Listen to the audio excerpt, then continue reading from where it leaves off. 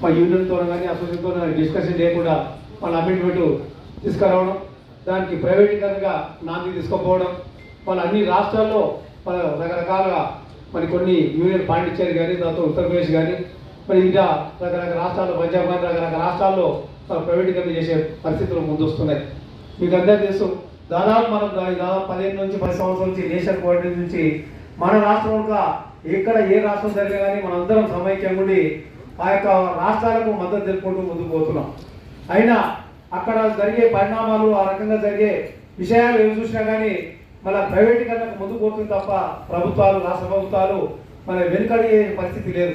ఈ మధ్యకాలంలో చూశారు మనం 2 years రైతులు పెద్ద ఎత్తున ఢిల్లీ నడుబొడ్డులో మరి పెద్ద ఎత్తున వాళ్ళు నిరసన కార్యక్రమం చెప్పి ధర్నా చేసి స్ట్రైకులు చేసి రైతులు ఈరోజు మన యొక్క అమెండ్మెంట్ కానీ మన యొక్క ప్రైవేటీకరణ తీసుకొచ్చే ప్రభుత్వ ఆలోచన, కేంద్ర ప్రభుత్వ ఆలోచనగా ప్రయత్నం చేసినట్టే రైతులుగా మనం సలాం చేయాల్సిన అవసరం ఉంది.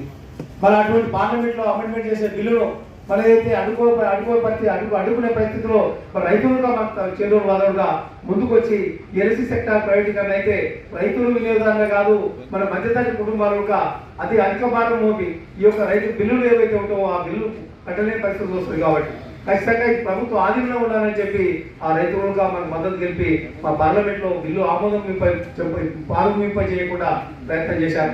దానికి మనకు మద్దతు తెలపడం జరిగింది.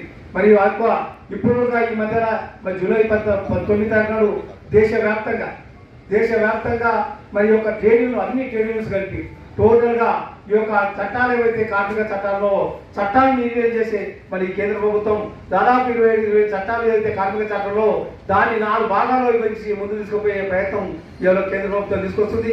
దాన్ని అడ్డుకోవడానికి మరి నేషనల్ లెవెల్లో ఉన్న ట్రేడ్స్ మొత్తం మరి జూలై 9 నాడు స్ట్రైక్ చేసే ప్రయత్నం జరుగుతుంది. మరి దానిలో భాగంగానే మనం కూడా మన ప్రైవేటీకరణ మన రాష్ట్రం మన యొక్క దేశంలో మన ఎల్సీ సెక్టార్ ప్రైవేటీకరణ చేసే ప్రయత్నం చేస్తుంది. మరి ఎన్సీసీ వరకు దీన్ని పూర్తిగా వ్యతిరేకించుకుంటూ దానికి మద్దతు తెలుపుకుంటూ మన యొక్క ప్రైవేటీకరణగా అది ఏవైతే రాష్ట్రాలు ఇస్తుందో దాన్ని అనుకుంటే మరి మనం కూడా మనంగా మనం ఖచ్చితంగా ముందుకు రావాలి. మరి ఈ రోజు మన తెలంగాణలో మన ఏపీతో కలిపి ఈ యొక్క నేషన్ కోఆర్డినేషన్ ఇక్కడికి మన 2 రాష్ట్రాలు కలిపి మనం సన్నాహక సమావేశాలు ఏర్పాటు చేసుకోవాలని చెప్పి మన ప్రాంతీయ కార్యవర్గం ఏదైతే ఉందో జిల్లా స్థాయి నుంచి కానీ డిస్ట్రిక్ట్ స్థాయి నుంచి కూడా మరి అందరూ పిలుచుకొని మాట్లాడుకొని చైతన్యపరిచి ముందు తీసుకుపోవాలనే ఆలోచనతో ఈ రోజు ఈ మీటింగ్ ఏర్పాటు చేసుకోవడం జరిగింది. ఇంతకుముందు రత్నాకర్ గారు చెప్పారు, వాస్తవంగా ఎంతైతే ఉందో పక్క రాష్ట్రంలో జరుగుతుంది కదా మనకు కాదే అనేది కాదు. కానీ పక్క రాష్ట్రం జరుగుతుంది, పక్కన అంటుకున్నది మనకు అంటుకోదని కాదు, ఖచ్చితంగా మనకు అంటుకునే ప్రయత్నం జరుగుతుంది. కాబట్టి ఎప్పుడైతే మన దేశంలో ఎక్కడ జరిగినా ప్రైవేటీకరణ అడ్డుకోవాలంటే మన రాష్ట్రంలో వాళ్ళ మద్దతు తెలపాలి.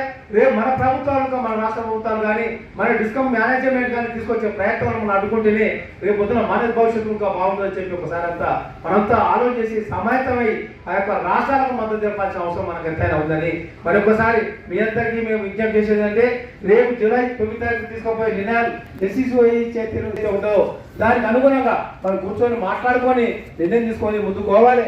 పెద్ద ఎత్తున తెలంగాణ రాష్ట్రంలో కానీ ఉమ్మడి రాష్ట్రంలో ఏదైతే ఆంధ్రప్రదేశ్లో కానీ పెద్ద ఎత్తున మరి యొక్క నేషనల్ లెవెల్ తీసుకున్న ప్రోగ్రామ్ నేషనల్ కోఆర్డినేషన్ తీసుకున్న ఏదైతే సమాయత్తం చేసుకుని ఈ యొక్క ప్రోగ్రామ్ పిలిపిస్తారో దానికి సమాయత్తం ముందుకు పోయి ఒక ప్రోగ్రామ్ సక్సెస్ఫుల్ చేయాలని చెప్పి కోరుకుంటూ మరి ఈ యొక్క సమావేశం జూలై 9 నాడు తీసుకోబోయే నిర్ణయానికి అంతా కట్టుబడి ఉండాలి.